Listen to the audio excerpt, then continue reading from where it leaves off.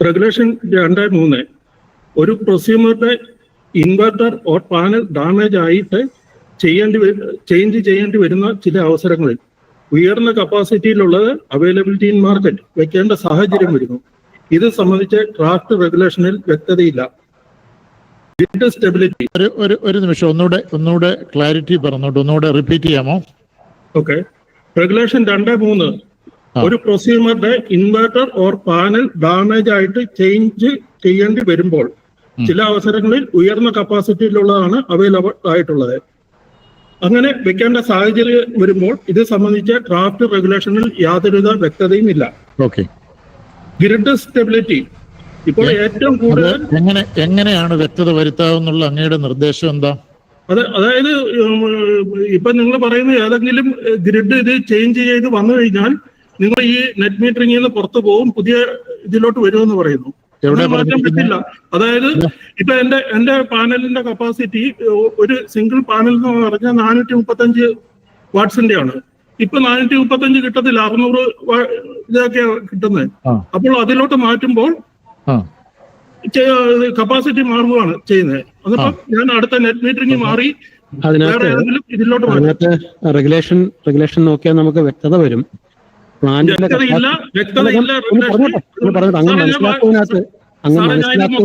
ശേഷം ഓരോന്നായിട്ട് ചോദിക്കേ. അല്ല, അങ്ങക്ക് മനസ്സിലാക്കിയതിനകത്ത് ഒരു പെശകുള്ളത് കൊണ്ട് മാത്രം അതൊന്നും തിരുത്തുന്നുള്ളൂ. അല്ല, അങ്ങർക്ക് ചോദിക്കുകയല്ല, അങ്ങർക്ക് ഒരു വ്യക്തത വരുത്തി തരാം. പ്ലാന്റിന്റെ കപ്പാസിറ്റി എന്ന് പറയുന്നത് പാനലിന്റെ കപ്പാസിറ്റി അല്ല.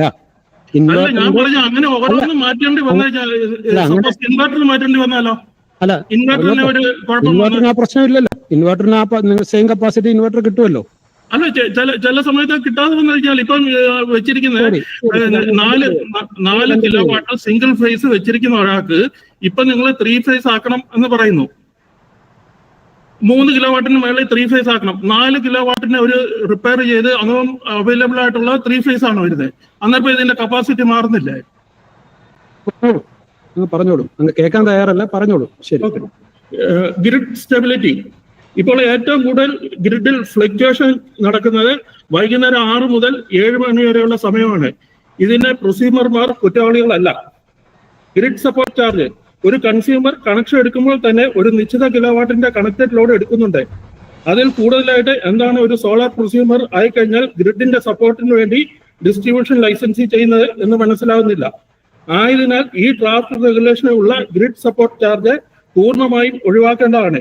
മാത്രവുമല്ല, ഈ റെഗുലേഷനിൽ തന്നെ കൂടുതൽ ഉൽപ്പാദിപ്പിക്കുന്നവരിൽ നിന്നും ഗ്രിഡ് സപ്പോർട്ട് ചാർജ് വാങ്ങുന്നില്ല. ഇത് ഒരു 2 തരം നീതിയാണ്. ഗ്രിഡ് സപ്പോർട്ട് ചാർജിന്റെ പേര് മാറ്റി എക്സ്റ്റോർഷൻ ചാർജ് എന്നാക്കുന്നതാണ് നല്ലത്. V2G കൂടിയ വിലയ്ക്ക് ഗ്രിഡിൽ നിന്നും വൈദ്യുതി എടുത്ത് കുറഞ്ഞ വിലയ്ക്ക് ഗ്രിഡിലേക്ക് നൽകുന്ന ഒരു പരിഷ്കാരം എന്ന് മാത്രമേ കാണാൻ സാധിക്കുകയുള്ളൂ. വെഹിക്കിൾ ബാറ്ററി പോകും എന്ന് മാത്രമേ ഉള്ളൂ. ടൈം സോൺ ഈ ഡ്രാഫ്റ്റിന്റെ പലയിടത്തും സോൺ വൈസും സോളാർ അവേഴ്സും നോൺ സോളാർ അവേഴ്സും മിക്സ് ചെയ്ത് കൺഫ്യൂഷൻ ഉണ്ടാക്കുന്നു. ഒരേ വൈദ്യുതി ഒരേ താരിഫിലുള്ളവർക്ക് വ്യത്യസ്തമായ നിരക്കിൽ നൽകുവാനുള്ള നീക്കം the electricity rights of consumers rules 2020 വിരുദ്ധമാണ്. ആയതിനാൽ സംസ്ഥാനത്ത് മൊത്തം ഒരേ ടൈം സോണോ സോളാർ അവേഴ്സോ ആയിരിക്കണം. ഇവിടെ പ്രൊസ്യൂമറുടെ ഫിക്സഡ് ചാർജ് കൊടുക്കുന്നതിനെ പറ്റി പറയുന്നു. പക്ഷേ ഫിക്സഡ് ചാർജ് കാൽക്കുലേറ്റ് ചെയ്യേണ്ട കൺസംഷന് ഒരു നിർവചനവും നൽകിയിട്ടില്ല. 2003 ഇലക്ട്രിസിറ്റി ആക്ട് അനുസരിച്ച് ഡിസ്ട്രിബ്യൂഷൻ ലൈസൻസി സപ്ലൈ ചെയ്ത ഇലക്ട്രിസിറ്റിക്ക് മാത്രമേ ഫിക്സഡ് ചാർജ് ഈടാക്കാൻ പറ്റുകയുള്ളൂ.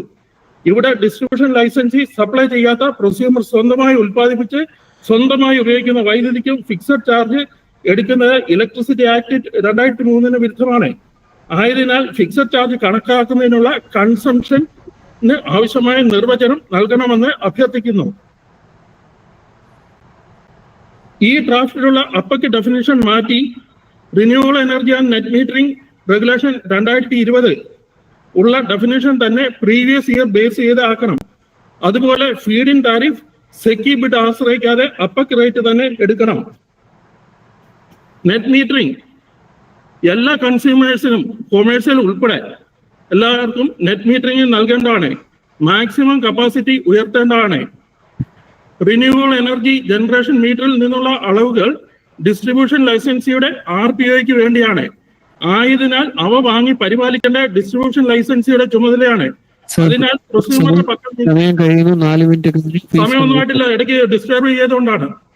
അതിനാൽ പ്രൊസ്യൂമറുടെ പക്കൽ നിന്ന് റെന്റ് വാങ്ങാതെ ഡിസ്ട്രിബ്യൂഷൻ ലൈസൻസി വെക്കേണ്ടതാണ്.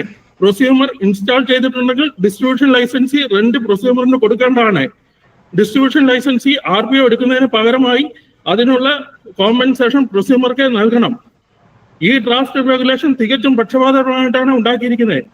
ഇതിൽ ആകെ നോക്കിയപ്പോൾ കണ്ട് 1000 രൂപ രജിസ്ട്രേഷൻ ഫീ ഉണ്ടായിരുന്ന 300 രൂപയാക്കി ഒരു 26 രൂപയുടെ ബെനിഫിറ്റ് കൺസ്യൂമേഴ്സിന് നൽകി എന്നതാണ്.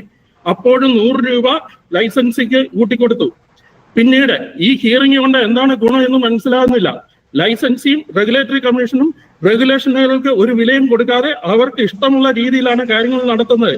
ഉദാഹരണത്തിന് ലൈസൻസി ഫിക്സഡ് ചാർജ് ഈടാക്കുന്നതും കമ്മീഷൻ സെറ്റിൽമെന്റ് റേറ്റ് പ്രഖ്യാപിക്കുന്നതും അപ്പക്ക് റേറ്റിൽ കൊടുക്കണമെന്ന് പറഞ്ഞിട്ട് 4.34 പൈസ കണ്ടെത്തി ലോക്കറിൽ കൊണ്ട് വെച്ചിട്ട് മൺസൂൺ കുറഞ്ഞു ഉപഭോഗം കൂടി എന്നൊക്കെ പറഞ്ഞ് 3.26 രൂപ പ്രഖ്യാപിക്കുകയാണ് കമ്മീഷൻ ചെയ്തത്.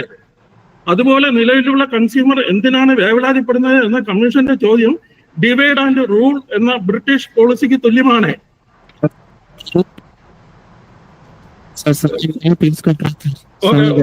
ടേബിൾ 356 കൊടുത്തിരിക്കുന്ന നോർമലൈസേഷൻ ഫാക്ടർ യുക്തിസഹമായിരിക്കണം. അതുപോലെ 0.85ന്റെ റെസിപ്രോക്കൽ 1.15 അല്ല, അതുവഴി 2.25% എനർജി ലോസ് ഉണ്ടാകുന്നു. സർപ്ലസ് ബാങ്ക് എനർജിയുടെ ബാങ്കിങ് ഇയർ വൈസ് ആക്കുക അഥവാ മന്ത്ലി മോണിറ്റൈസ് ചെയ്യുകയാണെങ്കിൽ ഒരു പാരഗ്രാഫ് കൂടെ ഉള്ളൂ, ഇപ്പോൾ തീരും. മന്ത്ലി മോണിറ്റൈസ് ചെയ്യുകയാണെങ്കിൽ മാസാമാസം പ്രൊസ്യൂമർക്ക് ബാക്കി തുക നൽകണം.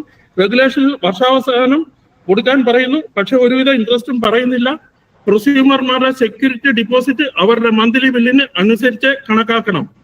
പ്രൊസ്യൂമേഴ്സിന് എഗ്രിമെന്റ് ടെർമിനേറ്റ് ചെയ്യാൻ 90 ദിവസവും ലൈസൻസിക്ക് 30 ദിവസവും എന്നത് വിവേചനപരമാണ്. മുൻ റെഗുലേഷനിൽ ലൈസൻസിക്ക് പലവിധ പെനാൽറ്റികൾ തുടങ്ങിയിരുന്നു. ഈ റെഗുലേഷനിൽ അങ്ങനെയൊന്നും കാണുന്നില്ല. നമസ്കാരം.